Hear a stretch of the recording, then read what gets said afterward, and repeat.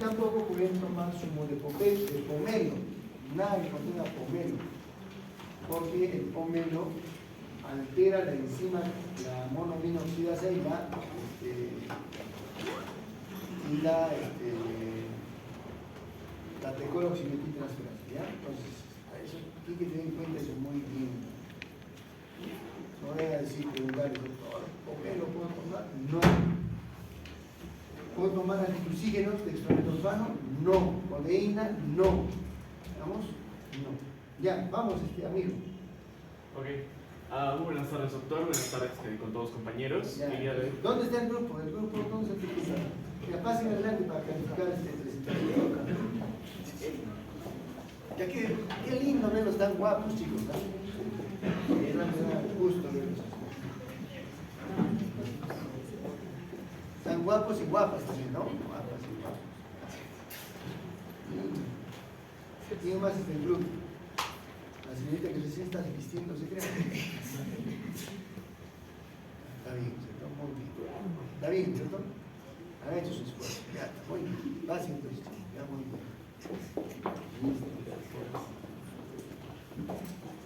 Bueno, el día de hoy vamos a hablar sobre lo que es los fármacos psicóticos, ¿no?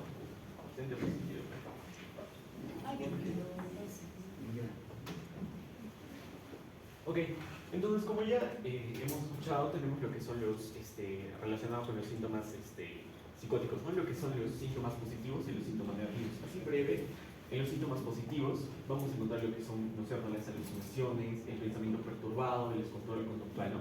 Son síntomas que se van hacia lo psicótico, ¿no?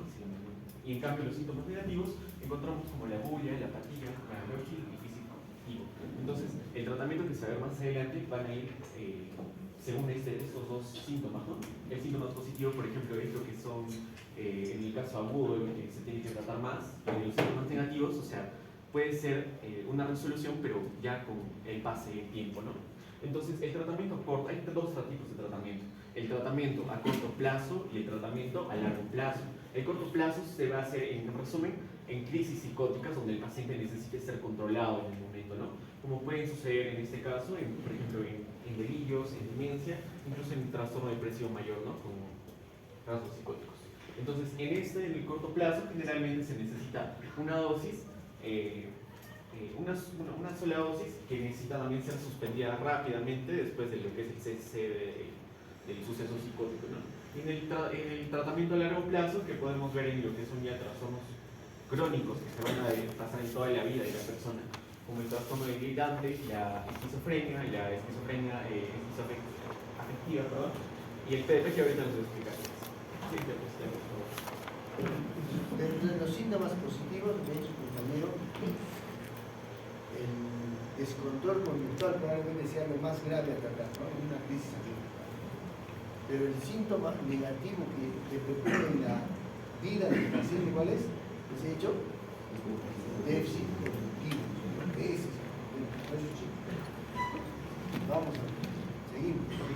Aquí un resumen, por ejemplo, como lo que decir que hay un a corto plazo, que el PDP viene a ser lo que es una psicosis en lo que es el parkinsonismo. Recordemos que las personas que tienen Parkinson tienen un déficit de lo que es dopamina, ¿verdad? Entonces, al momento de dar, por ejemplo, lo que es el fármaco como la levodopa, entonces se van a aumentar lo que son los niveles de dopamina.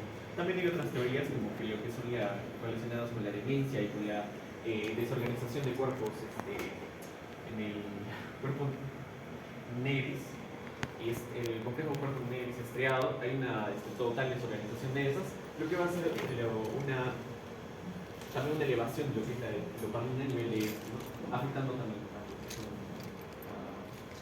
a este tema de lo que es la psicosis. Entonces se van a presentar algunos pacientes con lo que es demencia y otros como psicosis como tal. El libro nos dice que el uso de, por ejemplo, cualquier antipsicótico en estos casos van a aumentar más la mortalidad, ¿no? Y el fármaco de elección que se puede utilizar es la piloxilina, ¿no? Que es un antagonista inverso de los receptores, como ya saben, del 5-HT2, que es de serotonina, ¿verdad?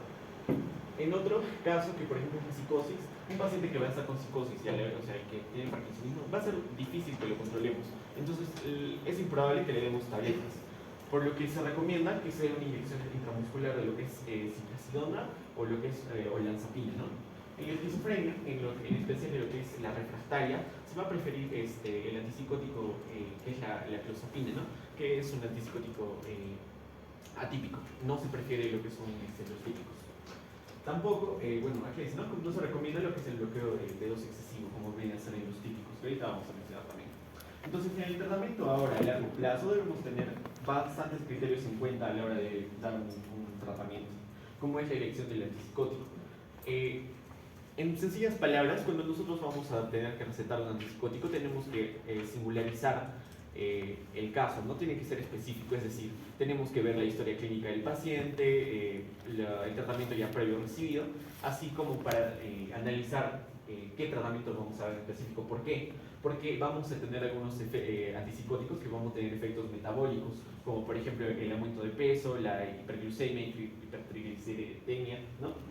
También el tiempo de respuesta. Hay que saber que, por ejemplo, un paciente que le vamos a iniciar un tratamiento antipsicótico, la mejora se puede ver hasta lo que son dos semanas, ¿no?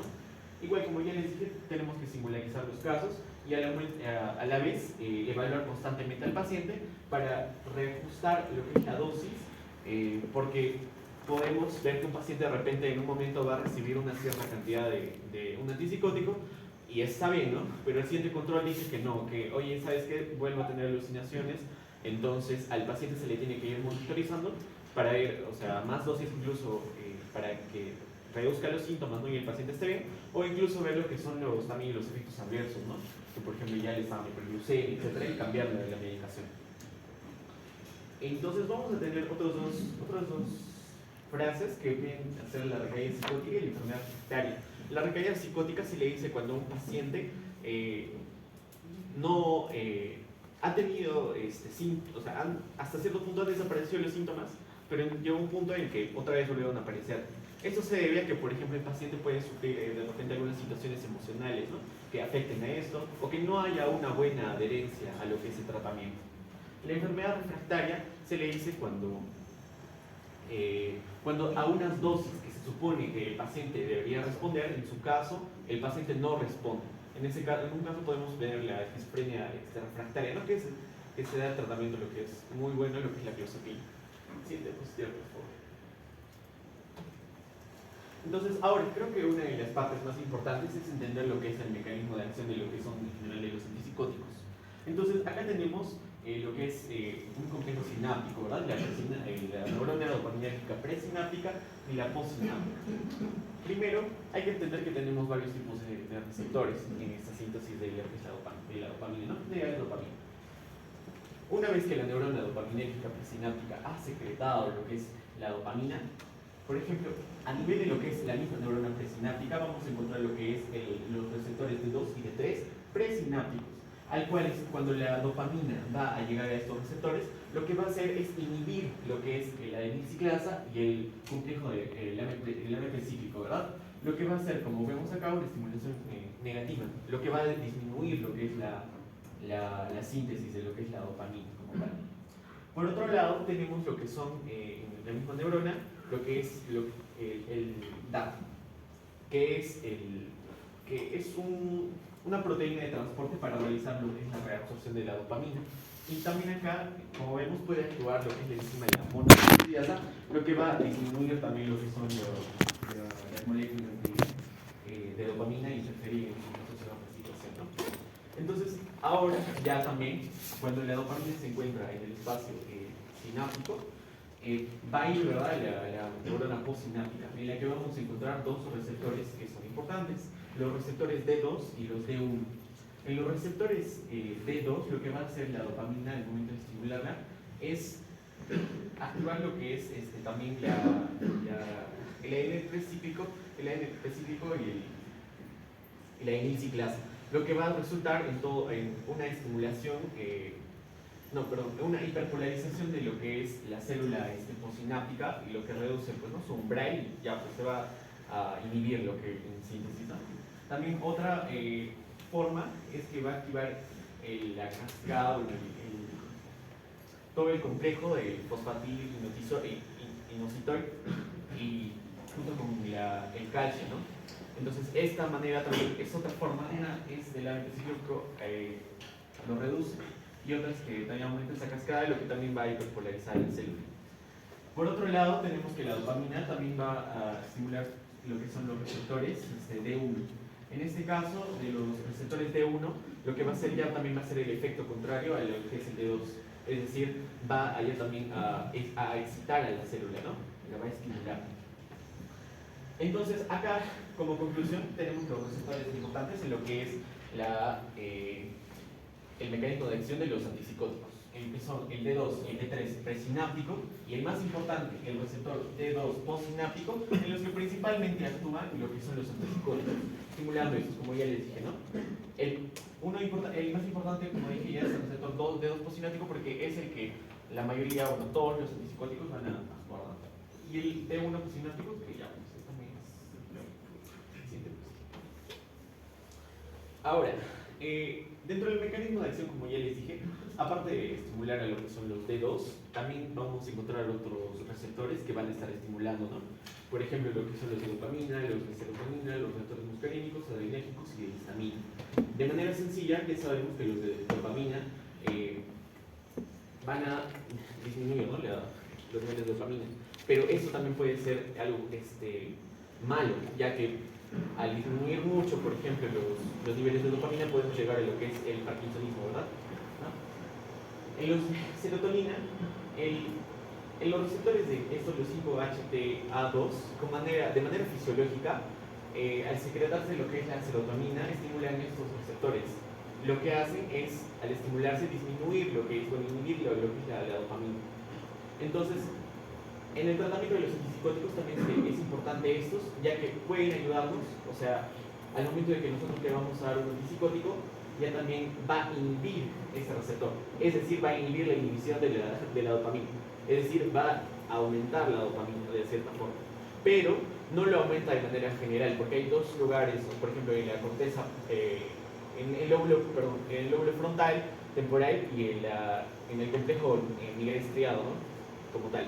Entonces, esto va a aumentar la dopamina en lo que es el lóbulo frontal y temporal, haciendo que los niveles de los síntomas negativos de los que hablamos se puedan resolver, ¿no? Tengan una mejor, van a favor de la resolución de esos. Y no van a provocar lo que son ya también, o sea, efectos adversos como motores, ¿no? No va a haber efectos motores como la rigidez, etcétera, porque al momento no van a, o sea, no se producen en lo que es a nivel cuerpo estriado, ¿okay? Entonces también es importante. Los receptores muscarínicos, que se encargan también de la inhibición, va a ser responsable de lo que son los efectos anticolinérgicos, ¿no? Como la sequedad, la resequedad de los ojos, ¿no? Los efectos adrenérgicos, que la inhibición va a estar causando secuelas que son, por ejemplo, la hipotensión prostática, la histamina, que al bloquearlo van a tener los efectos adversos de lo que son la sedación y el aumento de peso, ¿no?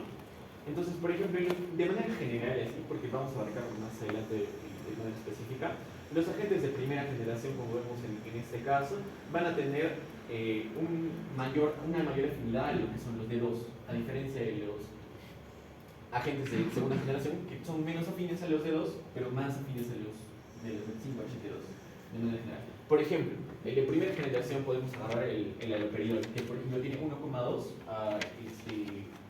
asociación a lo que es el receptor de la dopamina, ¿no? Y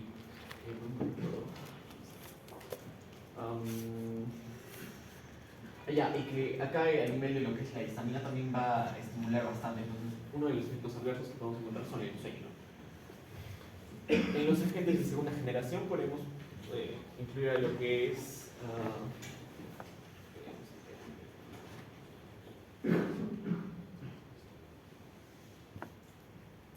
ya, bueno, en general es eso, lo vamos a explicar más adelante. También, como se puede observar, que esos también van a involucrar lo que son, ¿no? la ganancia de peso, el aumento de la glucosa y los lípidos. Siento que se llama, por favor.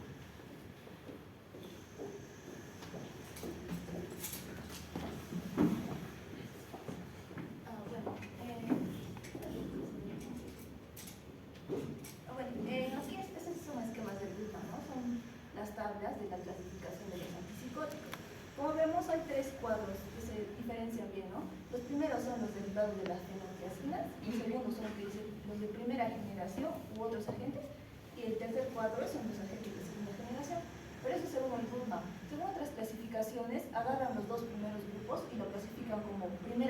generación, o también llamados típicos o los clásicos, ¿no? Y el último serían los atípicos o los de segunda generación. Entonces, primero vamos a hablar de la primera generación, en este caso del grupo de las fenotiacidas. A su vez, las fenotiacidas se subdividen o tienen otra subclasificación, ¿no? ¿Por qué se subdividen? Esto es de acuerdo a su composición química, ¿no? Van a ser las fenotiacinas alifáticas, las hiperacínicas y las hiperínicas, ¿no? Entonces, ¿cuál es la diferencia entre estas tres? La primera, por ejemplo, tiene mayor potencia sedativa. Las segundas son más incisivas. Las terceras tienen menor efecto sedativo y tienen menores efectos a nivel del sistema extrapiramidal. Entonces tenemos los más representativos de cada grupo, ¿no? Y por ejemplo, en la primera están los más importantes serían la clorpromacina y la perfenacina, ¿no? También tenemos a la gregomepromacina y la prometacina. En el segundo grupo, que son las piperacínicas, tenemos principalmente a la trifluoperacina y a la flufenacina, los más representativos. En el tercer subgrupo tenemos a la mesodiacida y periciacina. Bueno, no son tan importantes, ¿no? Los que están resaltados son los más importantes. Y pues las características de este grupo de las fenotiacinas generalmente son similares o son iguales, se podría decir. Por eso vamos a hablar de manera global de todo este grupo, ¿no? Entonces, estas fenotiacinas son eficaces para el tratamiento del control de síntomas esquizofrénicos positivos. Como ya lo explicó Denis, hay dos tipos de síntomas, ¿no? Los positivos y los negativos, ¿no? Entonces, estos principalmente tienen mayor efecto en los síntomas positivos, siendo su menor efecto en los síntomas negativos, ¿no? Si hablamos de la farmacocinética de estos fármacos, son lipofílicas y se absorben por todas las vías. Pueden administrarse por vía oral, endovenosa, pero hay que tener cuidado si ante una administración endovenosa puede ocasionar la hipotensión ortostática. ¿Y cuál es el fármaco que mayormente produce esta hipotensión ortostática? Es la primera, ¿no? La clorpromacina. Por el contrario, para contrarrestar eso, ¿qué fármaco no produce hipotensión ortostática? Es la flufenacina, ¿no? Que en el segundo grupo. Ahora, todo este subgrupo se ligan a proteínas plasmáticas, atraviesan la barrera hematoencefálica y también atraviesan la placenta, ¿no? Su tiempo de vida media aproximadamente es de 10 a 20 horas, se metaboliza en el hígado, principalmente por oxidación y también por conjugación con el ácido glicorónico, se elimina a través de la orina y también de las heces. Su mecanismo de acción de todo este grupo es principalmente bloquean principalmente los receptores D2, ¿no? Como vimos en el anterior cuadro, hay dos tipos, ¿no? D2 y los 5-HT. Entonces, este grupo actúa bloqueando los receptores DOPA2, ¿no?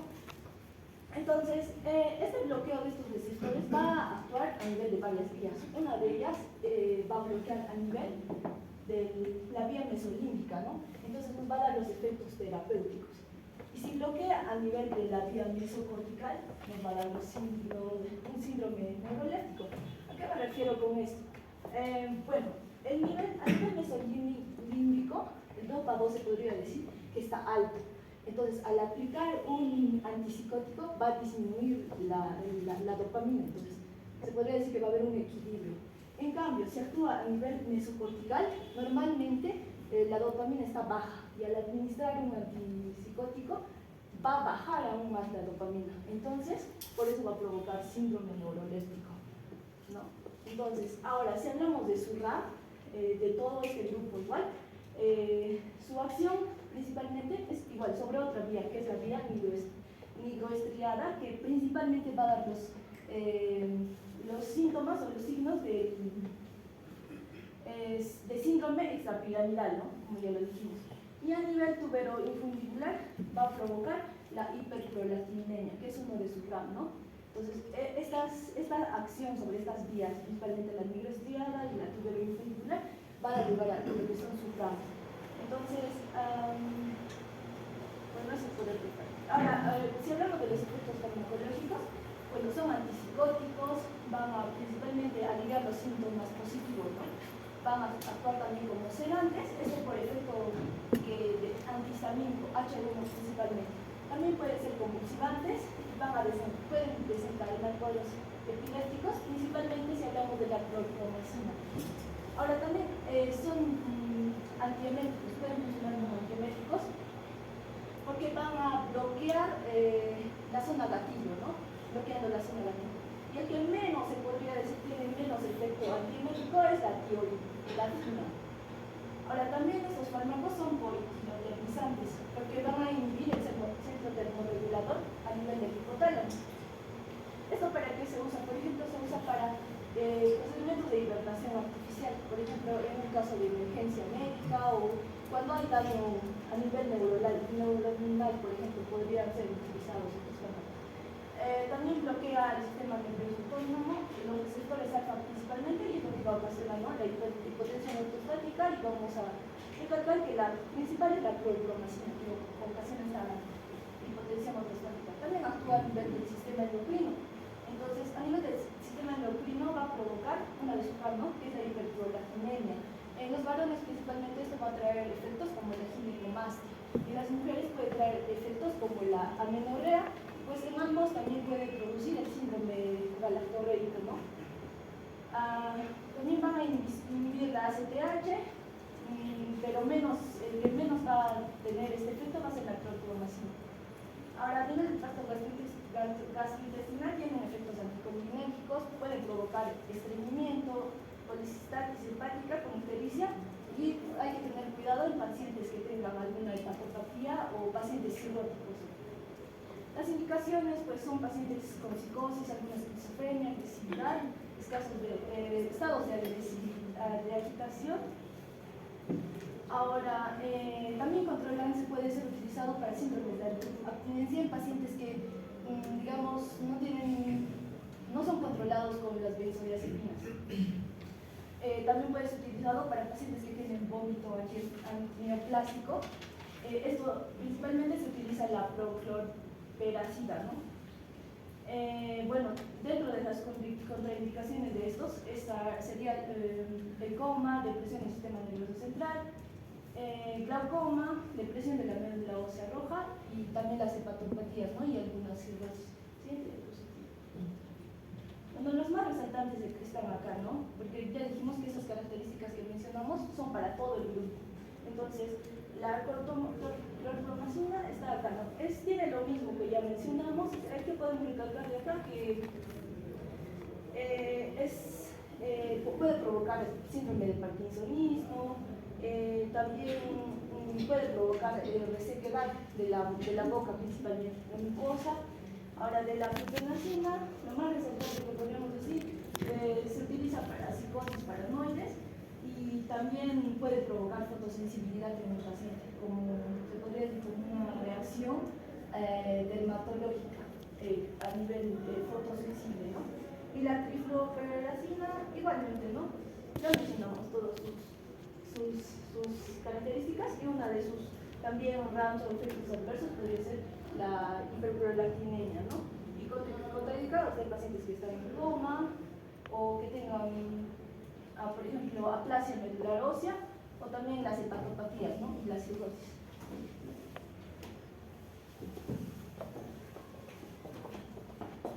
Bueno, de acuerdo a la clasificación que ya les mostró anteriormente, en el Goodman lo clasifican, ¿no?, como fármacos de primera generación. Como ya sabemos, en general, esos van a ser, esos fármacos de primera generación, más que todo van a ser antagonistas en los receptores de los dopaminérgicos, ¿no?, D2.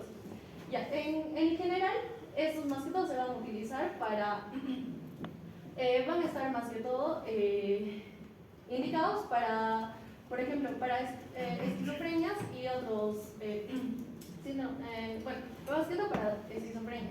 ¿En qué nos va a ayudar estos fármacos? Los fármacos de primera generación, los que van a tener como que, van a ayudar a los efectos positivos, ¿no?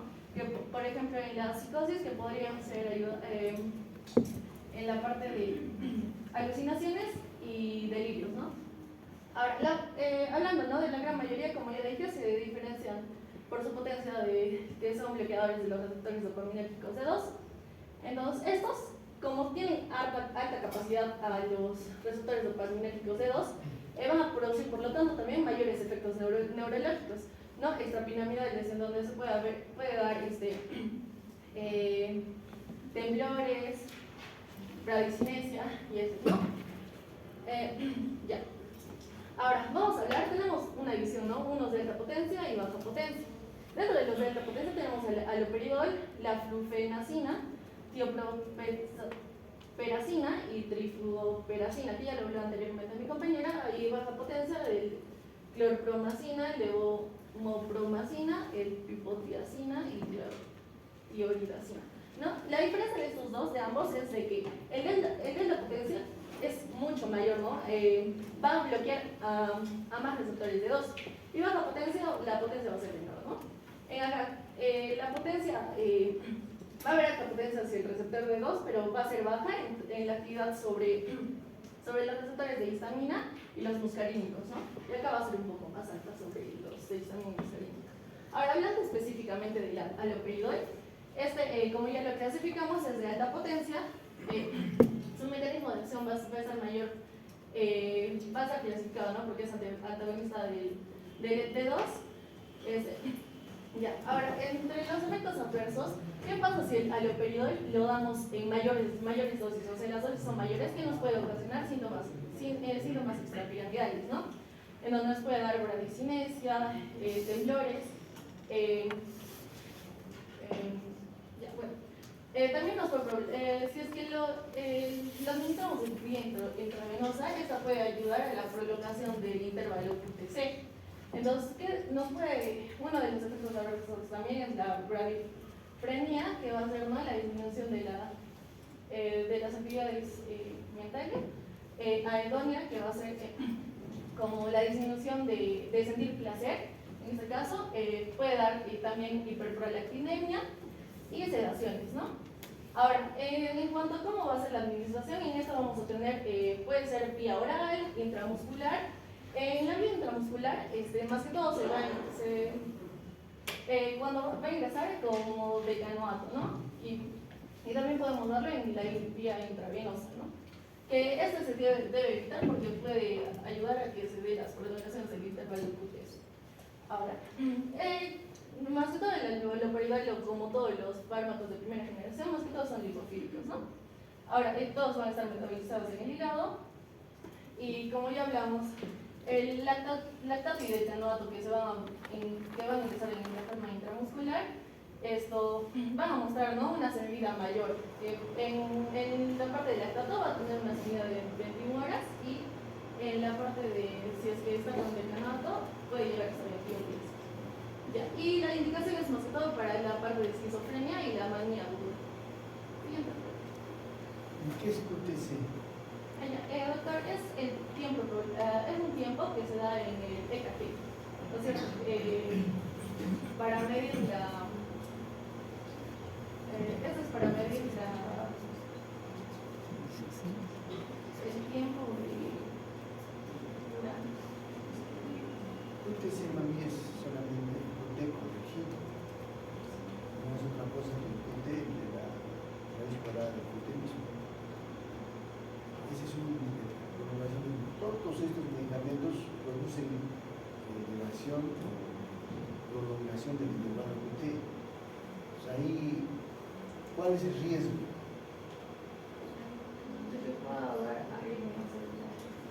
¿Qué tipo de arritmia? ¿Cómo se llama ese arritmia?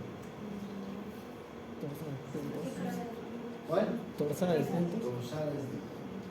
Ese es el riesgo. ¿Y el tratamiento de eso cuál es? Sulfato de magnesio. Sulfato de magnesio. Es importante eso. Todos estos antipsicóticos de primera generación pueden producir eso. La otra es, ¿por qué se dice alta potencia y baja potencia? ¿Cuál es la diferencia? La diferencia es que, o sea, en los de alta potencia van a bloquear más los receptores de 2, entonces van a tener más efectos adversos en este caso, y los de baja potencia obviamente van a tener menos, ¿no? Porque no van a estar casi en su totalidad, van a bloquear los receptores de 2. Y si pierden potencia de 2, ¿hacia quién se va su potencia?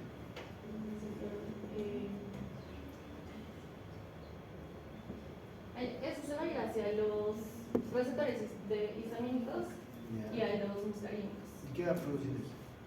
En este caso, va a producir que los efectos positivos se reduzcan. El efecto que va a producir es sueño. Los de baja potencia dan mucho sueño. En cambio, los de alta potencia tienen más potencia sobre el receptor D2, pero producen menos sueño. Esa es la diferencia. ¿Ya? El haloperidol es de alta potencia y es un buen medicamento, seguro, pero sí puede provocar hermano potente. En cambio, la clorpromacina es más para tratamiento. Ahora, hay que definir también al paciente cuál es lo más importante del paciente: tratar la psicosis o tratar la manía. ¿Qué quiero más, sedar al paciente o no? Y también hay que entender la diferencia con las benzodiazepinas. O sea, ¿cuál es la diferencia con las benzodiazepinas? ¿Por qué le doy haloperidol y por qué no le doy midazolam? Un paciente viene alucinando, está ahí hablando con Dina Boluarte, está alucinando. ¿Y a qué hago? ¿Qué le doy? ¿En qué situación uso benzodiazepinas y en qué situación uso el haloperidol? ¿Qué me hace diferenciar eso? O sea, ¿se entiende más o menos la diferencia, no es cierto? ¿O no? ¿O no entiendo? Porque eso es importante. O sea, si viene un borracho que ha tomado toda la noche, el 31 de octubre,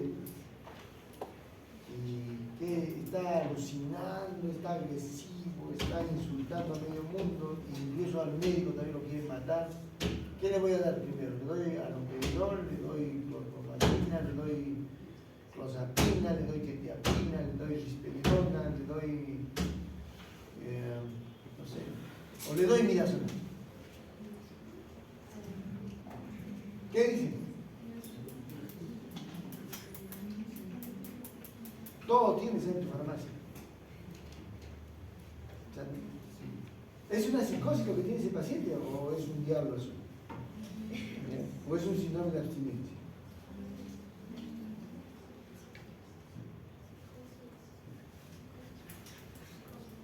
La idea es controlar al paciente. Yo me acuerdo una vez un paciente con el doctor especialmente hijo del maestro Olivera, Dante Olivera, maestro que en paz descanse, ¿no? He tenido la ocasión de mandarlo al otro lado. Ha fallecido, ¿no? Así. Su papá, pues. Su hijo también está en la UCI, por si acaso. Y él también ha hecho una psicosis. ¿No? Entonces, mira, cuando tú tienes una droga o una sustancia de por medio, generalmente es un cuadro de psicosis, ¿no? Psicosis como efecto por ese cuadro, ¿no? Pero cuando tú no tienes una droga de por medio, ¿cómo lo catalogarías? ¿Como un síndrome de abstinencia? ¿Podría ser? ¿Como un cuadro de agitación psicomotriz? ¿Podría ser? ¿Como un cuadro de manía? ¿Como un cuadro de esquizofrenia?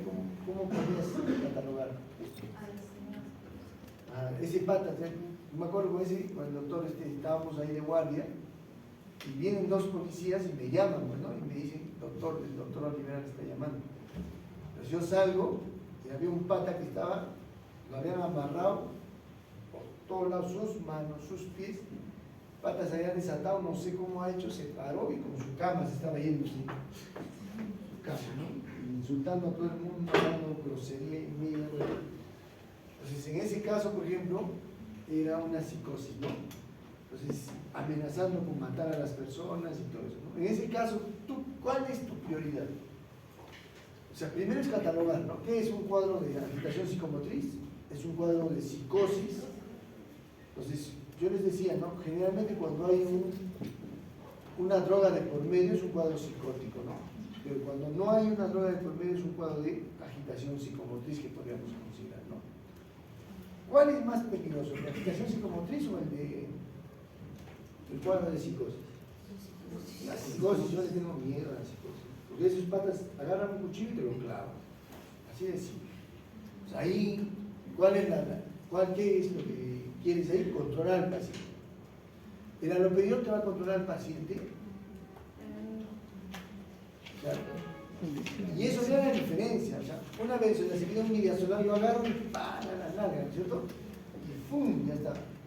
O la otra, ¿no? El paciente toma el control de su cubículo, ¿no? ¿Nunca han visto eso? Bueno, digamos acá está su cubículo, trauma shock. El paciente agarra y toma cautivo toda esa zona, ¿no? Y dice, no quiero que se acerque nadie. No quiero que me toquen. ¡No! ¡Fuera! ¡Fuera tú! Le dice. Entonces, el personal no quiere acercarse. Entonces, en ese caso, por ejemplo, ¿qué hacemos nosotros? Lo que hacemos es engañarlo. Bueno, esa es una de las técnicas, ¿no? Voy a corregir el oxígeno. Su oxígeno está mal. Y en el bolsillo está llevando su jeringa, ¿no? De midazolam. Entonces va y eso, le estoy colocando ahí y la enfermera está agarrando y bonito, va por la vida, le está pasando el midazolam, ¿no? El tipo de lo que estaba agresivo se pone y se duerme, ¿no? Y se duerme. Cuando se duerme es agresivo, ya no. ¿Sí o no? En cambio, para lograr ese mismo efecto con el haloperidol, ¿cuántas ampollas tendría que dar? ¿Cómo les he dicho que queda el paciente cuando le doy el haloperidol? ¿El paciente se duerme? No. El paciente queda así nomás. Está despierto. Está mirando. Está así. ¿No? Entonces, cuando hay riesgo de vida, cuando el paciente se torna agresivo, muy agresivo, estas drogas en realidad no van a servirte mucho. Lo que hay que hacer es sedarlo al paciente y usar benzoica. ¿Estamos? Una vez que le has agarrado, lo has sedado al paciente y has llamado tal vez al psiquiatra o tú mismo estás manejando el caso, pues en ese caso, ¿qué haces? Empiezas a usar infusión de haloperidol. Clorpromacina puedes usar. Realmente la verdad es que la clorpromacina te sirve a aquellos pacientes que están empezando tal vez un delirio, que están empezando una alucinación, pero no te va a ayudar mucho. Y es por eso que yo les decía, ¿no?, que el haloperidol es muy bueno, tranquiliza al paciente, pero es menos sedante. ¿Cuál era el más sedante? ¿Se acuerdan? La clozapina y la quetiapina. Eso sí sedan al paciente y lo tranquiliza. Si tienes clozapina, eso sería el medicamento de elección. Pero si no tienes clozapina, lamentablemente tienes que usar una benzodiazepina. ¿Pero cuál es el riesgo de la benzodiazepina? Ya, pum, te pones 5 miligramos de midazolam. ¿Ustedes pueden creer que hay niños que no se sedan con 5 miligramos de midazolam? Ni con 30, ni con 40 miligramos. Cuando un niño, por ejemplo, está, no quiero que me toquen, no quiero, y está gritando, ¿y qué hace? Póngale 5 miligramos de midazolam, agarra midazolam, pum, se ríen del midazolam, ¡guau! Peor todavía. Ustedes pueden creer que hay pacientes así. Hay, pues hay. Por eso esto es importante. ¿Ya? Entonces, tú tienes que ver el perfil del paciente. ¿Estamos? Anoche, por ejemplo, yo tenía una paciente, anoche estaba de guardia, una señora que se ha arrancado el tubo. ¿Estamos? Ha agarrado el tubo y ¡zah! Se ha arrancado. ¡Ayuda! ¡Ayuda! Me ha acercado, me he con la señora y le he dicho, señora, tranquilízate, te voy a poner oxígeno para que respires bien. Le he puesto el oxígeno. ¿Cómo te sientes? Mejor. Y por atrás a la enfermera. Entra rápido, ponle su haloperidol. Le han puesto el haloperidol y la señora se tranquilizó, se dejó llevar. Lo íbamos a reintubar. Y en la mañana estaba despierta con su oxígeno, con su Venturi, bacán, más coherente, había dormido, mucho mejor. Entonces el haloperidol te va a tranquilizar al paciente. Pero si ya hay un riesgo de agresión y toda esa cosa, ya no te puedes dar el lujo de usar haloperidol. Vas a tener que usar otra cosa, otro medicamento. Generalmente, podría ser la clozapina, sí podría ser, pero mejor tal vez una benzodiazepina. ¿Pero cuál es el riesgo de la benzodiazepina? Que le va a producir depresión respiratoria. Se puede quedar en apnea, entonces hay que vigilar. ¿Vamos? Hay que vigilar. Más o menos, tengan en cuenta eso, ¿no? El mejor tranquilizante es el haloperidol, hasta ahorita. ¿Ya? Nosotros usamos a veces cóctel, ¿no? Antipsicótico. Usamos haloperidol, quetiapina y risperidona, los tres le damos. En ese paciente, por ejemplo, que estaba cargándose en la cama y que estaba amenazando con matar a las personas, ¿qué vas a hacer? ¿Qué hay que hacer? Como médico, primero, tienes que cuidar tu escenario. Tú tienes que alejarte, estás en riesgo, no te hagas el hombre. ¿Ya? Hombre, ya sabemos que eres, no necesitas demostrarlo. Y mujer también menos, todavía, ¿no es cierto? Las chicas mucho más susceptibles a la agresión. Con este tipo de pacientes no te puedes dar el lujo. ¿Qué hacemos nosotros? ¿Qué hemos hecho? Por la radio llamábamos a 6 vigilantes del hospital.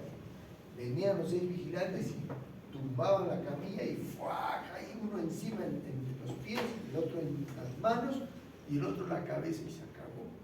Y ahí mira solamente hasta que se cede el paciente. Una vez que se cede, usábamos infusión de haloperidol. Luego de la infusión de haloperidol llamábamos al psiquiatra. El psiquiatra venía y decía, está bien, continúen con haloperidol y nuevamente había que despertarlo al paciente. ¿Estamos? Hay otros medicamentos también que sirven para eso, ¿ya? Pero estos medicamentos les pueden ayudar a ustedes a continuar eso. ¿Estamos? Muy bien. Vamos.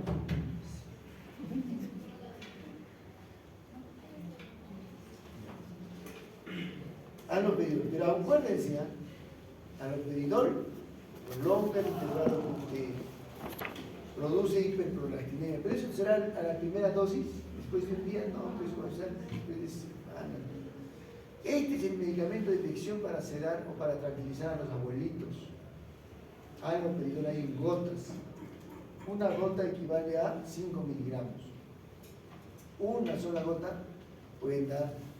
Hay abuelitos, en vez de estar dando benzodiazepinas a los abuelitos, no se les da benzodiazepina. Estoy hablando claro. ¿Ya? Muy bien. Bueno, ahora vamos a hablar sobre la loxapina y el tiotixeno, ¿no? Como ya dije anteriormente, el mecanismo de acción de ambos va a ser más que todo, van a tener mayor afinidad por los receptores de 2. Entonces, ambos también van a estar más que todo indicados para la esquizofrenia y la manía, ¿no? Si hablamos de la loxapina, en esta la forma de administración puede ser intramuscular, por tabletas, soluciones y una forma inhalada. Esta forma inhalada va a actuar más rápido, pero para dar la forma inhalada tiene que ser en un centro de salud en donde tengan mayor acceso a la vía aérea, ¿no? Porque puede dar broncoespasmos agudos. Ahora, el tiempo de vida media de va a ser aproximadamente 7.6 horas en la parte de la formulación inhalada. Entre los efectos adversos, como ya mencioné en el anterior, como son casi generales, más que todo va a tener, ¿no?, datos modestos para efectos extrapiramidales. Acá puede presentar acatasia, la sedación también, y acá puede haber un aumento del peso, puede haber riesgos de hipotensión y ya. Bueno, indicaciones, dentro de las indicaciones va a estar la esquizofrenia y la manía aguda, ¿no? En este caso, particularmente en cuanto a la manía, va a ser en la agitación aguda. ¿Ya? Esta loxapina está más destacada por va a tener un manejo rápido. En cuanto al tiotixeno, este es de alta potencia. También se va a absorber por vía oral, se va a metabolizar por el hígado. Tiempo de vida va a ser corta y va a ser corta en términos, hablando de la parte de la eliminación plasmática, ¿no? Ahora, ya. En cuanto a los efectos adversos, tanto como los otros, a la loxapina y al haloperidol, también va a tener riesgos de efectos extrapiramidales. En acá también se va a poder ver si es que haya mayores dosis, efectos parkinsonianos, hiperprolactinemia que puede dar el uso mayor de este medicamento, el aumento de peso, hipotensión igual que el anterior, y también va a estar indicado para la esquizofrenia y para las manías agudas.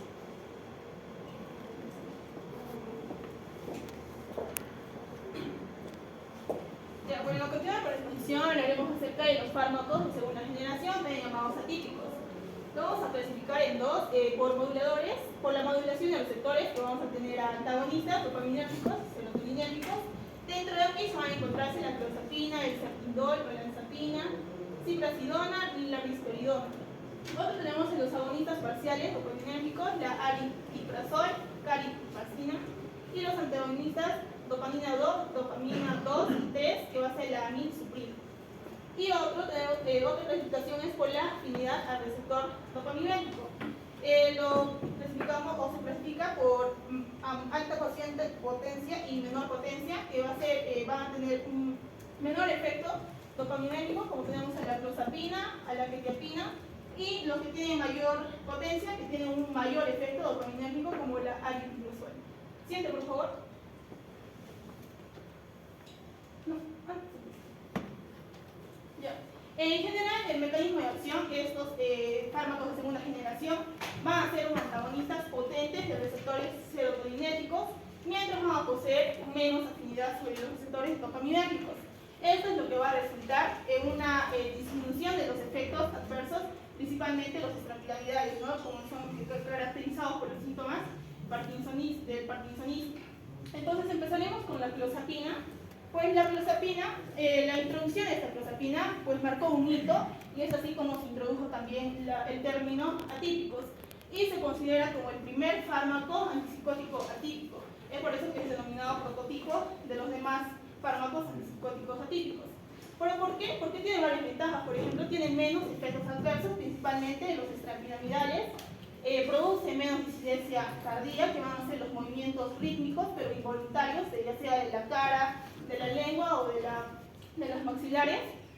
No produce aumento en la secreción de la prolactina, igual control de los síntomas positivos, y tiene un mejor control de síntomas negativos y en pacientes resistentes.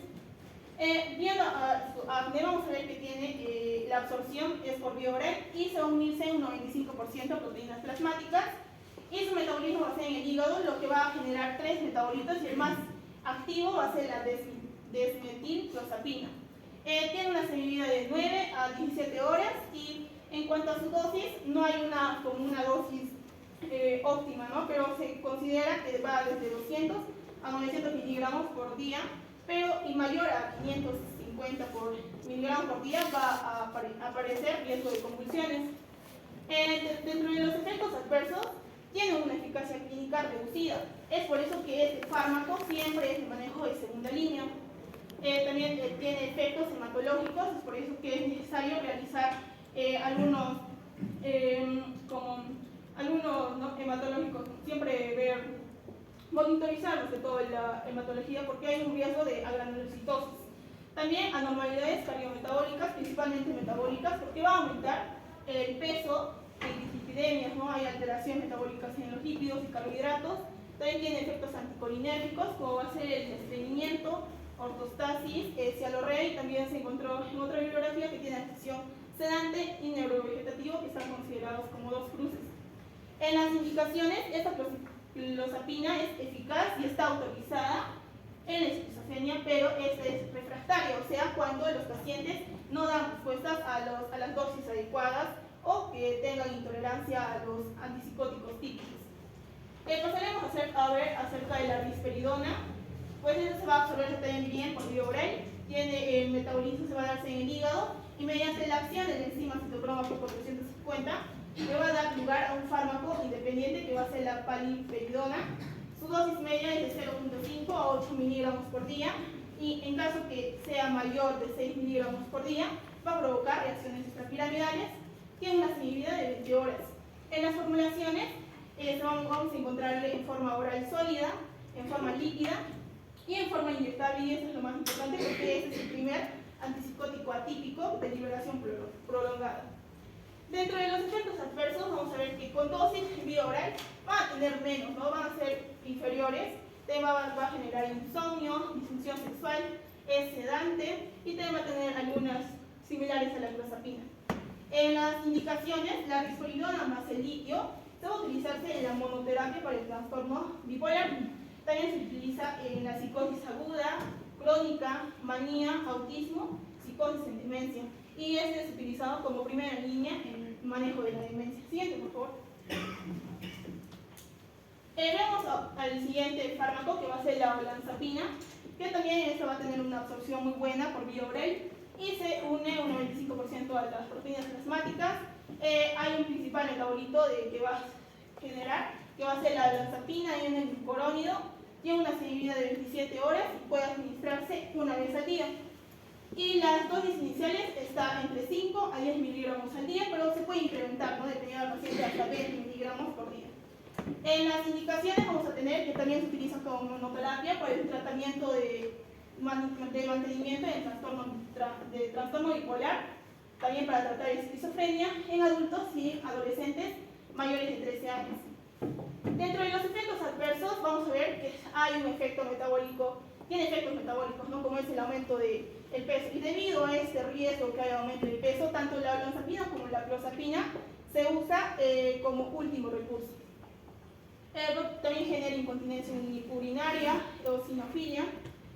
Vamos a ver acerca de las precauciones que se tienen que administrar siempre con cautela en pacientes o junto con otros fármacos que aumentan el intermalocutel y en ancianos también que tienen antecedentes de epilepsia. Y por último vamos a tener a la quetiapina, que también su absorción es por vía oral. Tiene una semivida que oscila entre 2.2 a 3.2 horas. Es por eso que es necesario administrar en dosis repetidas, pero sin embargo eso solamente se podría administrar una sola vez. En la dosis media óptima tenemos de 400 a 800 miligramos al día y los efectos adversos vamos a encontrar la sedación, también el incremento de peso, hipotensión o problemas de regulación de la temperatura, puede haber caídas como hipotensión y hipertermia. También vamos a encontrar el síndrome maligno por neurolépticos y en caso que haya estos efectos se tienen que retirar o cambiar el antibiótico.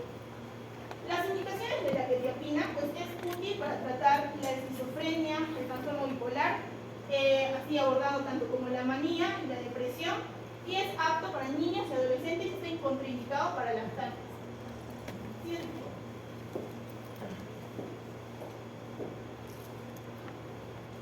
Bueno, vamos a continuar hablando de los antipsicóticos atípicos. En este caso quisiera hacer un pequeño apunte. Y es que el médico menciona de que la efectividad terapéutica de estos antipsicóticos atípicos se mide no solamente por su concentración en sí, ¿no? Sino por su afinidad o por su ocupación de los receptores dopaminérgicos D2, ¿no? Entonces, es importante aclarar, ¿no? Que en función de la ocupación o de cuánto medicamento ocupen, claro, de cuánta ocupación tengan estos receptores por el medicamento, nos van a causar el efecto terapéutico, y si tienen una ocupación mayor a este, pueden causar síntomas extrapiramidales, lo que ya mencionaron, ¿no? Parkinsonismo, distonía, también pueden causar discinesia tardía, incluso hiperprolactinemia. Entonces, si encontramos con una ocupación entre el 60 y el 75% para los antipsicóticos antagonistas de D2, nos lleva a la eficacia clínica, mientras una ocupación mayor al 75% nos lleva a síntomas extrapiramidales y mayor incidencia de efectos adversos. Para empezar, hablaremos de la dulacidona. En este caso, estamos hablando de un medicamento cuyo mecanismo de acción no solamente antagoniza los receptores D2, sino como la mayoría de antipsicóticos atípicos, es un agonista inverso del receptor 5-HT2A, serotoninérgico.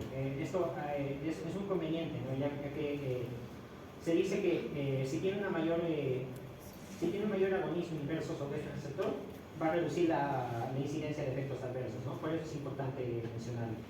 En cuanto a la farmacocinética, Neguna menciona que tiene una constante efectividad farmacocinética de 1 nanomol, y también es importante hablar de que la administración junto con el alimento eleva su absorción hasta un 100%, ¿no? Entonces, tomar eso en cuenta, importante. En cuanto a las indicaciones, vemos que esta dulacidona se indica en la esquizofrenia y además está aprobado por la FDA para la depresión bipolar. En este caso, se menciona que solamente en tratamientos de monoterapia o como ayudante.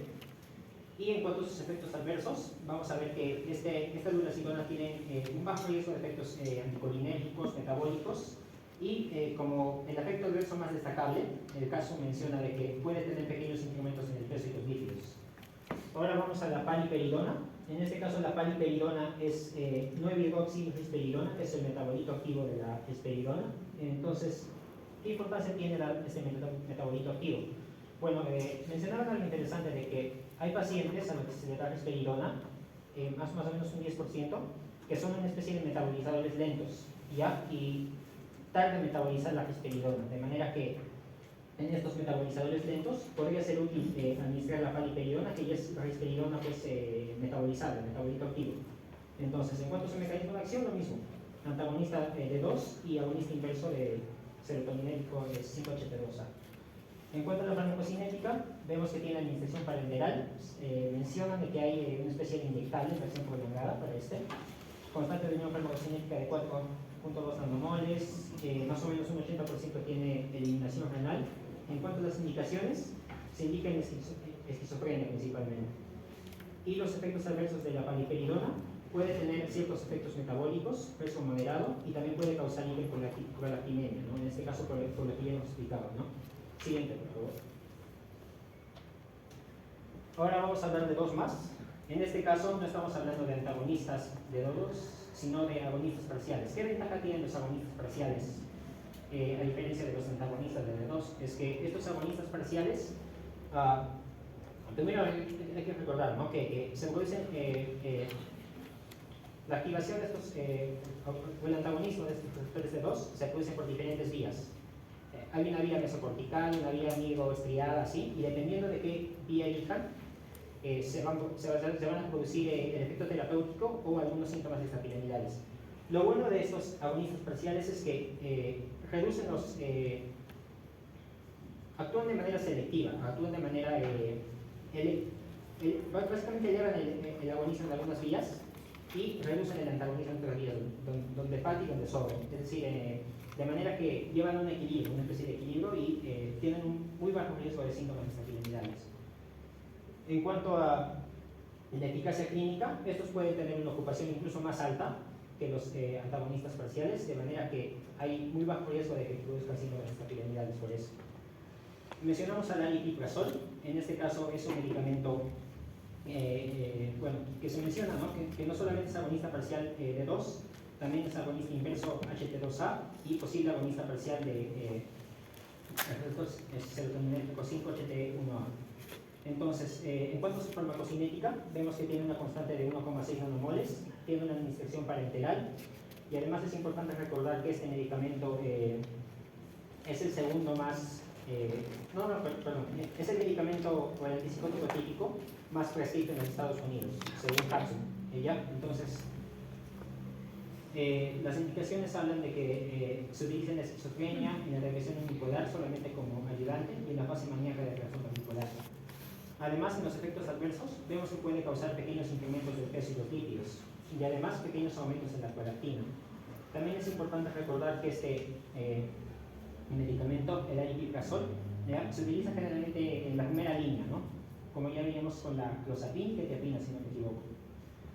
En cuanto a la cariprazina, vemos que también es un agonista parcial de receptores de 2, agonista inverso de 5-HT2A, y agonista parcial de D3 selectivo. Vemos que cuanto más selectivos sean en su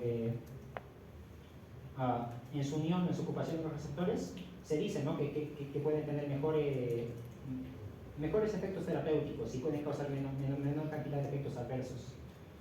En cuanto a la farmacocinética, tiene una constante de 0,59 nanomoles, tiene indicaciones varias: esquizofrenia, manía aguda por trastorno bipolar mixto y depresión bipolar, en este caso solamente como monoterapia.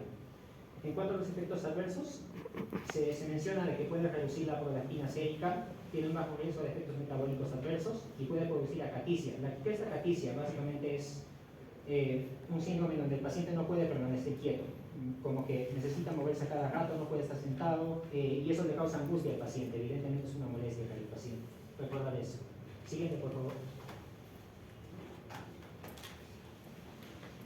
Una cosa que tal vez vuestro compañero está aclarando y ustedes no sé si se habrán dado cuenta es cuando viene un paciente agitado, ¿cuál es el tratamiento de elección? A lo que no le da. Si está con agresión ya extrema y agresión al personal que le doy, le doy la sección, ni siquiera lo tiene. Y después le doy a repetir. Pero eso es para el tratamiento agudo. ¿Estamos? Igual, cuando un paciente tiene como esquizofrenia aguda, ¿cuál es el tratamiento de elección? Clozapina, clozapina. Entonces, el tratamiento de mantenimiento son los fármacos que probablemente ha indicado sus compañeros. ¿Estamos? Ese es de mantenimiento, ¿no? Incluso vienen en depósito, ¿no? Hay algunos que pueden una sola ampolla de depósito al mes y no necesita más tratamiento, ¿no? Entonces, eso siempre tenga. Muy bien, doctorita. Bueno, vamos a hablar acerca del tratamiento de la manía, pero primeramente vamos a empezar con la definición. ¿Qué es manía? Este es un estado de ánimo anormal elevado, expansivo o irritable. En aquí vamos a ver que el paciente va a tener un aumento de energía y la actividad dirigida a objetos. También va a tener una disminución de la necesidad de dormir. También vamos a ver que la manía con el trastorno bipolar de cierta forma se van a relacionar, ya que la manía presenta un polo de trastorno bipolar. La manía puede ser inducida por medicamentos como los agonistas de la dopamina, antidepresivos, estimulantes o sustancias como por ejemplo tenemos la cocaína o las anfetaminas. Hay que tener en cuenta que la manía inducida por sustancias no es suficiente para poder diagnosticar trastorno bipolar, pero esto nos va a indicar una predisposición, ¿no? Por ejemplo, si un paciente llega a tener manía por el consumo de antidepresivos, esto nos va a indicar una predisposición bipolar, pero no necesariamente que ya tiene un trastorno bipolar, ¿no? Y hay que tener en cuenta el seguimiento, ¿no? Y también hay que ver que el tratamiento futuro con relación a los antidepresivos. En relación a la hipomanía, vamos a ver que esta va a ser menos severa porque no va a causar un deterioro funcional y tampoco el paciente se va a tener que hospitalizar y no va a estar asociado con síntomas psicóticos. En relación a la clasificación, si el paciente, por ejemplo, presenta episodios de manía, va a pertenecer al trastorno bipolar 1, y si el paciente tiene una hipomanía y depresión mayor, va a ser un trastorno bipolar 2, y si presenta hipomanía y depresión leve, ya se le clasifica como ciclotímico. La siguiente, por favor. Les en cuenta ustedes que si bien es cierto, por ejemplo, nosotros en algún momento yo les he preguntado cuál quisieran tener realmente, si tendrían un trastorno psiquiátrico, quisieran tener esquizofrenia o quisieran tener depresión. Ustedes me han dicho depresión, ¿cierto? ¿Se acuerdan? Ya, lo cual es correcto, ¿no? Pero des en cuenta que un tratamiento mal hecho de una depresión podría pasar a una psicosis, a una manía. Puede pasar, ¿no? Entonces, hay que tener. ¿Y cuál sería el mayor riesgo para eso, chicos? El que me dice a un punto le vamos a dar, incluso los expositores, ¿eh? ¿Cuál sería el mayor riesgo que tenga el paciente para pasar de una depresión a una psicosis o a una manía o a una catixia? Doctor, ¿podría desencadenar un trastorno bipolar en el paciente? Claro, sí, por eso. ¿Cuál sería el mayor riesgo para eso? ¿Qué sería el riesgo? Denilson, dime. Como dijo, no hay tratamiento inadecuado. Por ejemplo, en un trastorno, creo que es bipolar, de repente hay un episodio depresivo, o sea, se le da un tratamiento incorrecto, ¿no? Y por ejemplo puede elevar lo que es la psicofonía. Ya, el tratamiento incorrecto, dices, pero eso es muy general. Algo muy más específico. De repente dar IRS. ¿Ir? A ver, ¿qué iba a dar la recaptación de serotonina? No. A ver, Podría ser porque se ha desencadenado un gatillo. un gatillo, chiquitito gatito. No. Ya. ¿Alguien más? Podría. Para los que nunca hablan. Podría llegar a ser una amenaza o daño a alguna otra persona. No.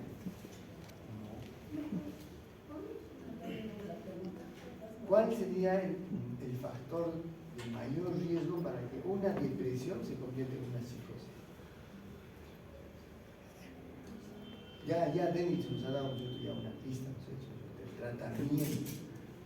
Sí, yo también he dicho tratamiento. Una depresión maltratada, por eso es importante ir a un buen profesional. Yo digo que el tratamiento se tenía que hacer por esa parte del farmacológico, porque el farmacológico no era solo importante, sino también de que tenía que ir con una ayuda que era de un terapeuta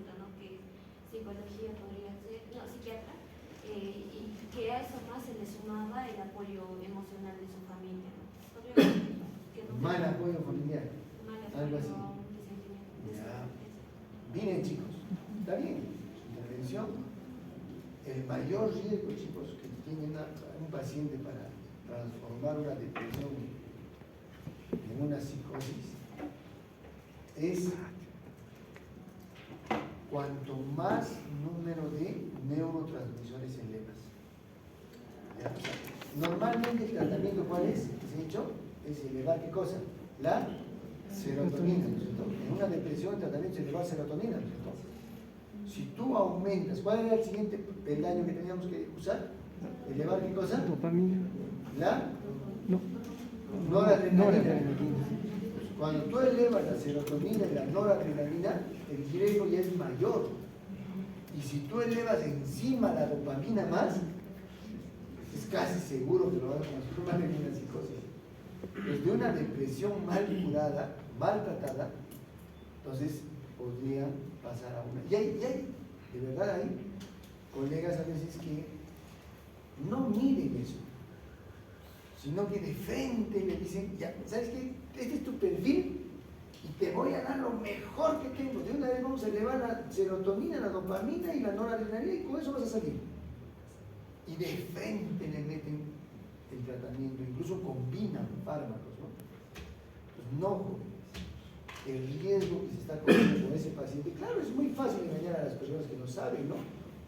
A las personas que no saben, rápidamente uno le dice, ¿sabe qué? Este es el mejor tratamiento y gracias, doctor. Y ve que está comiendo, ve que está aumentando de peso, ve que... Muy fácil. Pero no, el tratamiento tiene que ser secuencial. ¿Estamos? Empezar siempre desde la serotonina e ir elevando recién, ¿no? El tratamiento a la noradrenalina y finalmente a la dopamina. El riesgo de usar la dopamina en cantidades inadecuadas es la psicosis, es la manía. ¿Estamos? Muy bien, eso quería aclarar, ¿ya? Eso quería aclarar, porque es importante. Ahora vamos a hablar acerca del tratamiento de la manía, ¿no? Y más que todo está basado en el litio, ¿no? Y es el principal y el que más se utiliza. Primero vamos a empezar con las propiedades farmacológicas del litio, ¿no? Este es un metal alcalino más ligero y dentro de la tabla periódica está dentro del grupo 1A.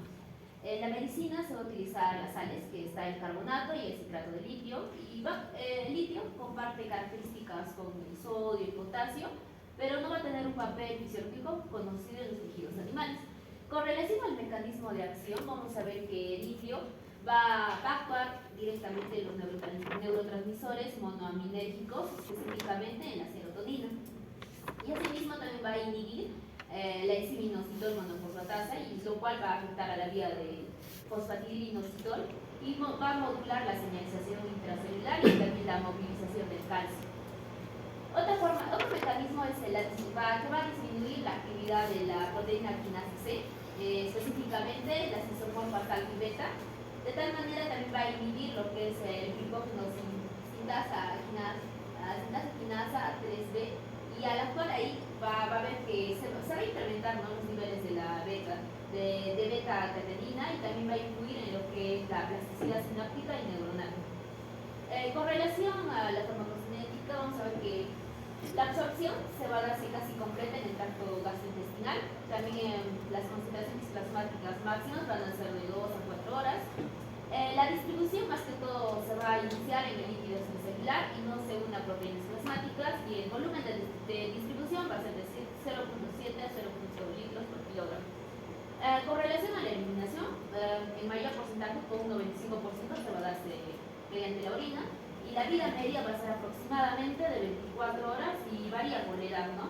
Y con relación a la expresión inicial va a ser rápida y luego va a ser lenta, ¿no? De 10 a 14 días. Algo también importante son las interacciones, ya que el litio va a competir con el sodio para la reabsorción tubular, siendo más específica en el tubo conformado proximal. ¿Qué quiere decir esto? Que, por ejemplo, en situaciones cuando el paciente va a tener pérdida de sodio, que es el caso de que consuma diuréticos o que está con diarrea o tal vez presenta alguna quemadura, va a haber mayor retención de litio y esto puede llegar a una toxicidad, ¿no? Y eso es peligroso. También podemos ver que se secreta en la saliva, el sudor y la leche materna, y es por eso que hay que tener mucho cuidado en la lactancia. La siguiente.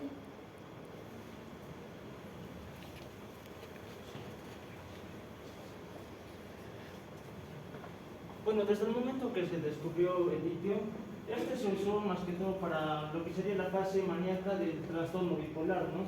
Y también para, en el caso de la profilaxis de enfermedades maníacas y depresivas, ¿no?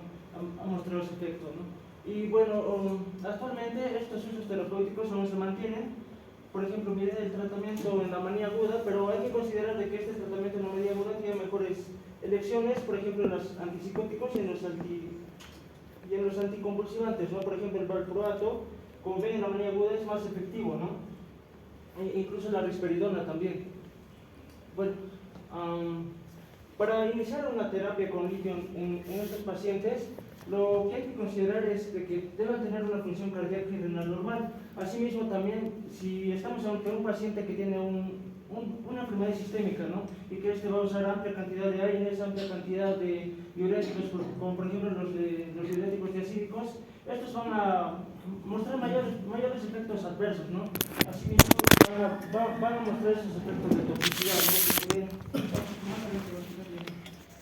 ¿no? Y bueno, actualmente se ha mostrado que es eficaz, ¿no? Para trastornos depresivos unipolares, ¿no? Ya, bueno, las presentaciones del litio, ¿no? Como se mencionó, las sales de litio son las más usadas, ¿no? Tenemos el carbonato de litio, que, bueno, vía oral, igualmente también la otra presentación. Ya, bueno, este carbonato de litio, ¿no? Principalmente está indicado para la terapia de mantenimiento, ¿no? O sea, todo el litio, ¿ya? Y, bueno, la siguiente diapositiva es eso. Y, bueno, consideramos, ¿no? De que estos tratamientos de litio no se usaban en manías agudas porque se han encontrado mejores medicamentos. Acá tenemos el valproato, el anticonvulsivante, ¿no? Como lo hemos demostrado acá. Y aparte de eso, de que la acción del litio, como ya se mencionó, es lenta, ¿no? Entonces, si queremos conseguir algo más rápido, necesitamos otros medicamentos en el caso de la manía aguda. Siguiente. Ya, bueno, entonces, el trastorno bipolar no consta de dos fases, una fase maníaca y una fase depresiva. Como ya lo mencionamos, las fases maníacas se trataban, ¿no? Con esos anticonvulsivantes y esos antipsicóticos, ¿no? Neurolépticos. Y bueno, una vez que hemos controlado esta etapa de manía aguda, podemos continuar con una terapia de mantenimiento con litio, ¿no? Ahí sí está bien indicado y no tiene otro medicamento que lo pueda superar, ¿no? También se mencionaban las benzodiazepinas, ¿no? Como terapia de mantenimiento, ¿no? Ya, bueno, respecto a la fase depresiva, hemos mencionado que el litio también tenía un efecto beneficioso, ¿no? Pero este se tiene que combinar con antipsicóticos, ¿no? Como la quetiapina y la lurasidona, ¿ya? Algunos datos más que tenemos que considerar, como ya les dijo, es de que los antidepresivos por sí ya nos predisponen, ¿no? A tener un trastorno bipolar, específicamente los antidepresivos tricíclicos. También se documentan los agentes inhibidores selectivos de la recaptación de serotonina y norepinefrina, ¿no? Y bueno, también el bupropión, pero es dosis dependiente. Bueno, algo que recomendó la FDA es, bueno, que para el trastorno bipolar, el medicamento bueno, que se considera, ¿no? Los esquemas es la quetiapina en combinación con la olanzapina y la fluoxetina, eso más.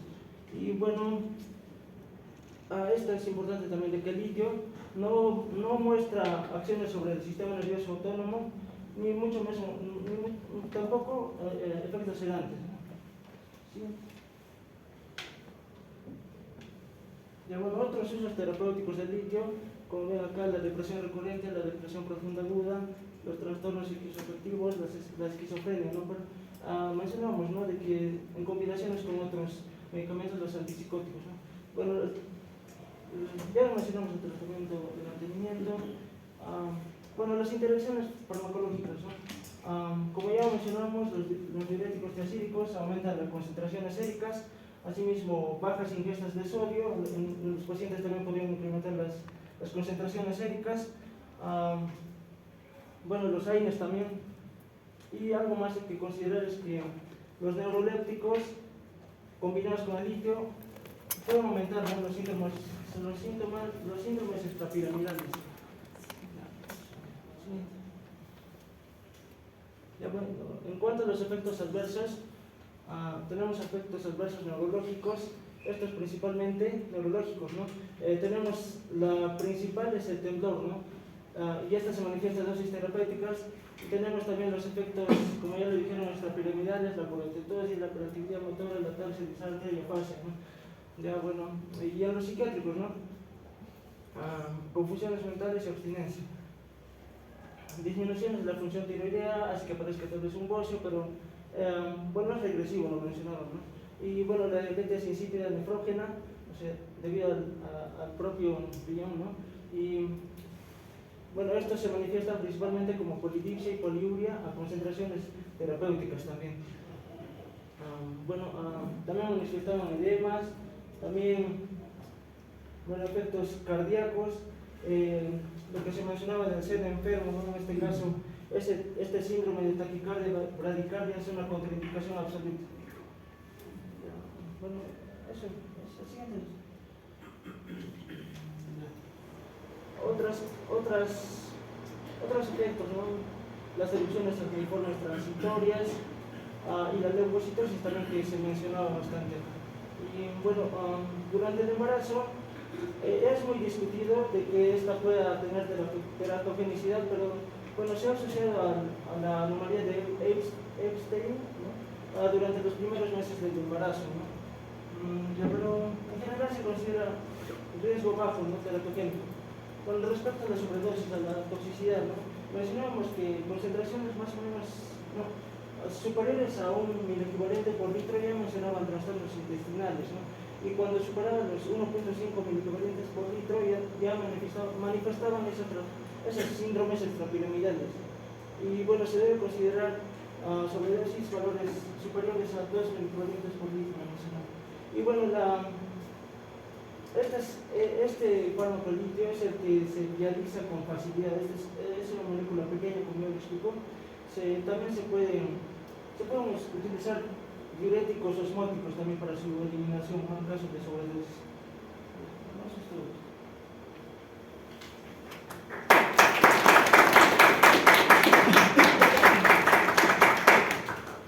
Amigos, prende la luz Denis. Saquen una hoja.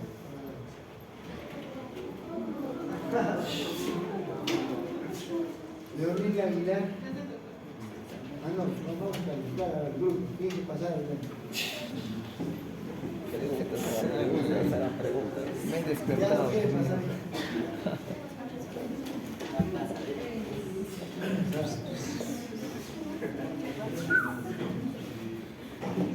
Ya, entonces, presentación. ¿Cuándo vamos a poner presentación, chicos?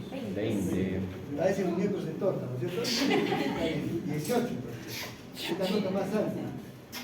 Si hay uno que está valorando, ¿y dónde está? Faltame acá. Se fue. No, ya. Leonel Aguilar, ¿quién es? Gonzalo Aguilar. Alexandra Gutiérrez.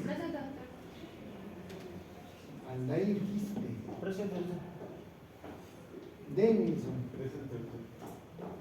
Yorca. ¿Y por qué no pasa esto?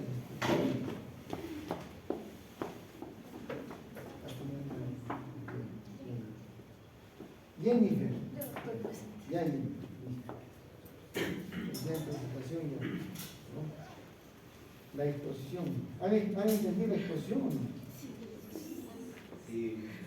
Ya, por eso voy a tomar examen. No. Sí, vamos a tomar examen de la exposición. Ya. Otra. Exposición entonces. No le digo a leyes, algunos han estado 16, ¿ya? Exposición ya. Preguntas.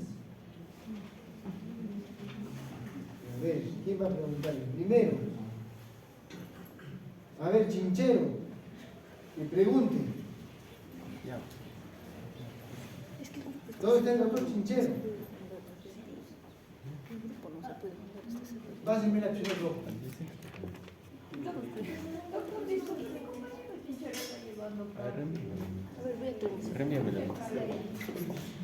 Quisiera probar.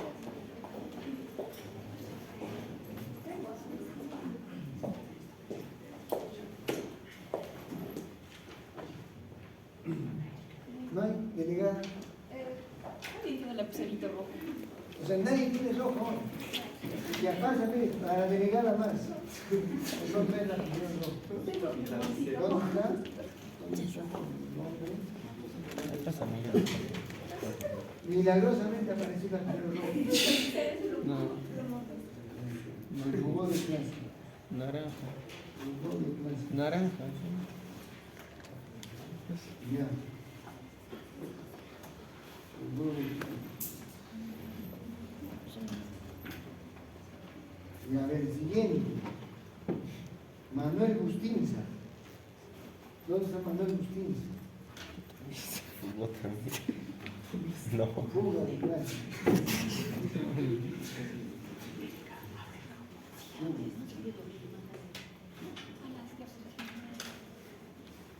Es que no me va a llorar.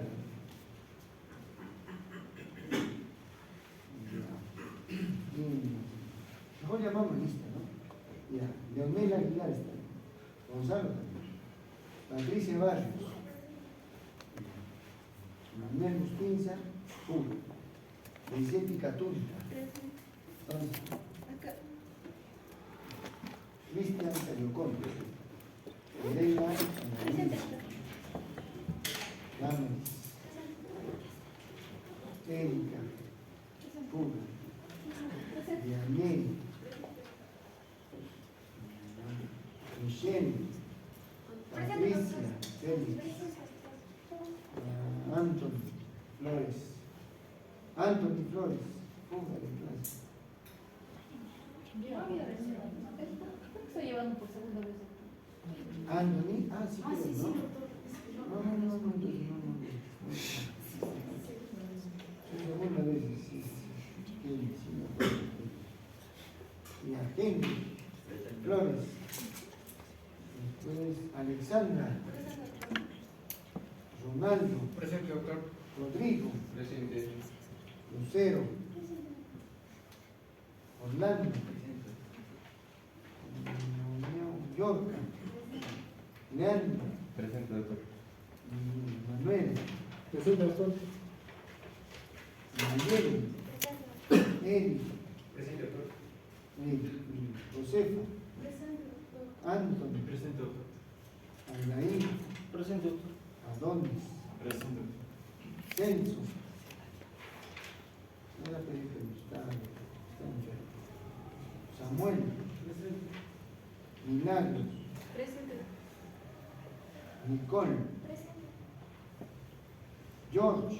Jorge. Presente, doctor. Y Celia. Ya, preguntas, vamos. A ver, ¿quién más? A ver, Erika Chopineira, que pregunte. Ya. Mencionaron acerca de los fármacos de segunda generación, a la clozapina y a la olanzapina. Mencionaron que estos producen, entre sus efectos, aumento de peso y que se usa sobre todo la olanzapina como último recurso. ¿Cómo es que se da este aumento de peso? O sea, ¿cómo se explica?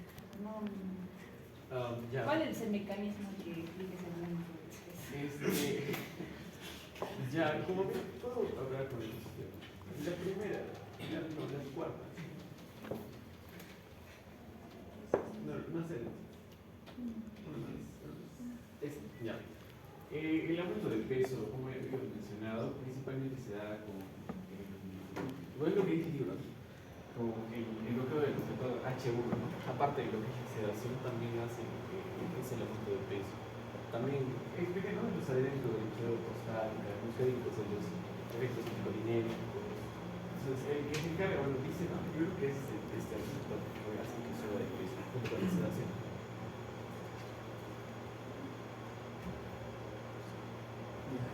No es la respuesta. Hay que ver, tiene que ver con los receptores serotonina, ya. Tiene que ver con los receptores serotonina. ¿Ya? va a producir aumento de peso. ¿Quién más? A ver, vamos, a ver, ustedes lo dicen. Como dijeron, casi todos los fármacos tienen ese control de riesgo que es aumento de peso. En un paciente si tiene dislipidemia, ¿cuál sería el mejor fármaco para dar?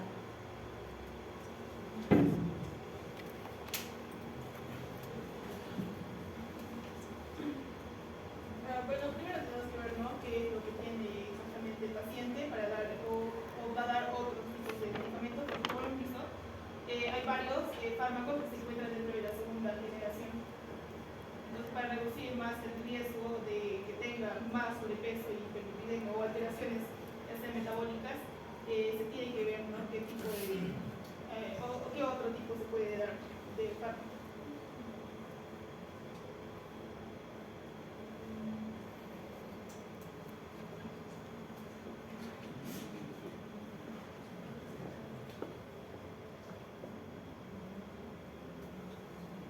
Chat GPT, no sé.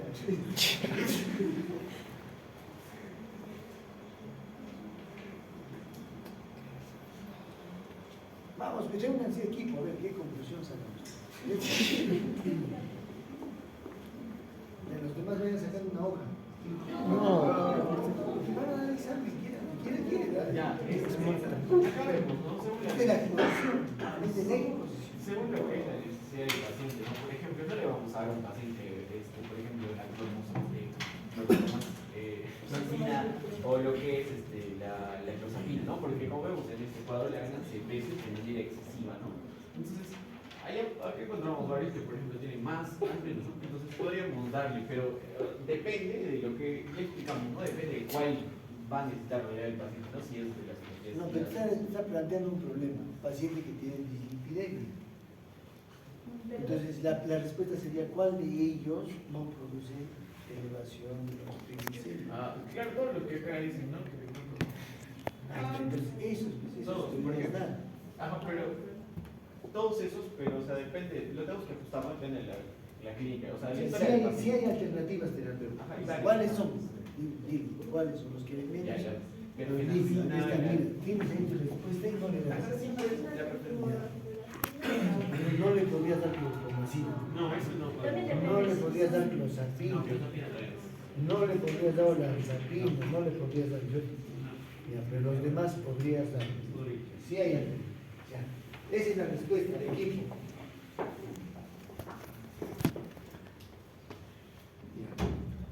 Listo. Entonces, respuestas. Preguntas. Una más, ¿ya? Pues vamos a ver. A ver, Flores Henry. Pregunta.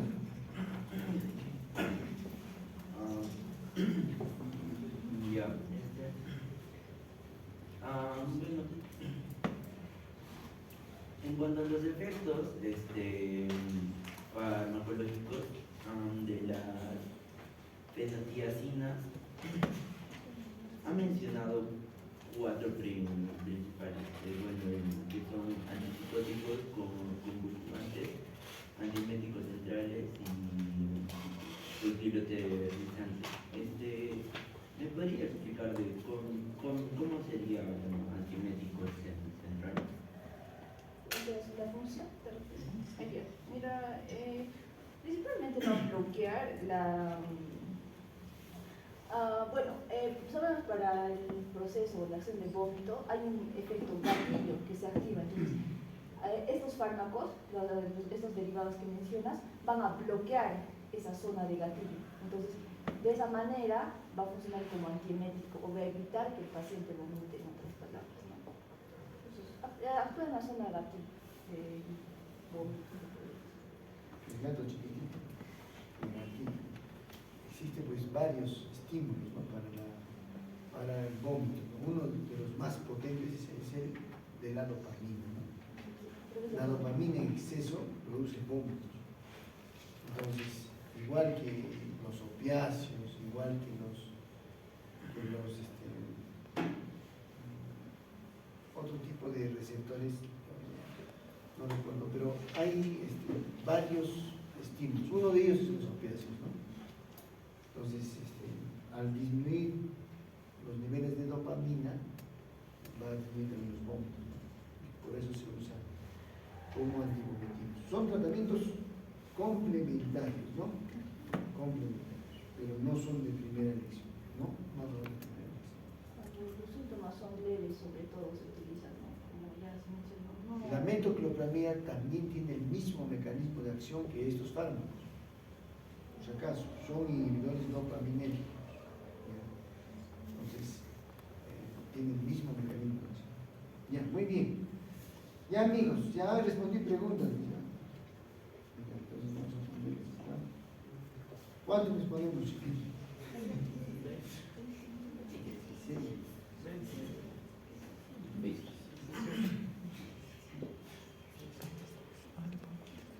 Y entonces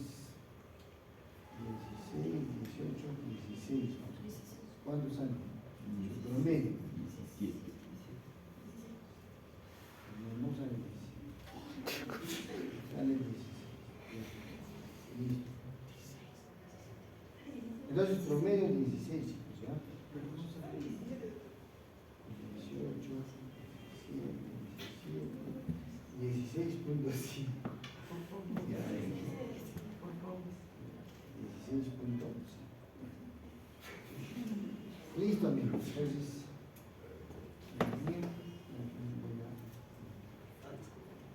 muy bien, amigos. Ya, primera pregunta. Primera pregunta. Todo lo que pasa acá no viene a hacer clases, viene a estar haciendo otras cosas. Quizás en la suya. Ya, primera pregunta.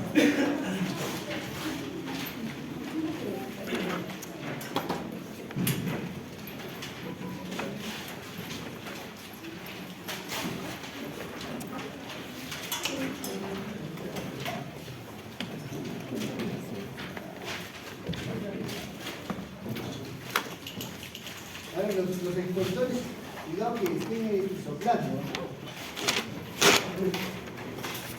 Grupo. La primera pregunta. Mecanismo de acción. Vamos a sacar esto. Mecanismo de acción de los antipsicóticos.